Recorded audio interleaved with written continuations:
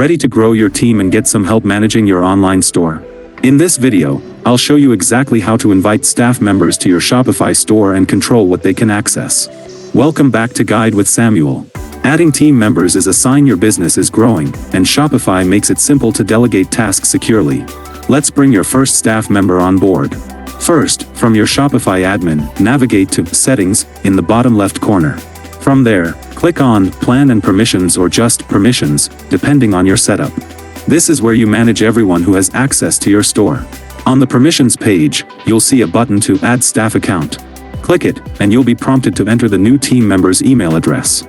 This is where the invitation will be sent. Now, here's the most important part, setting permissions. Shopify lets you be very specific about what each staff member can see and do. You can limit access to orders, products, customers, or analytics. For example, you could give a virtual assistant access only to orders, while your marketing manager gets access to analytics and discounts. Once you've selected the appropriate permissions, click Send Invite.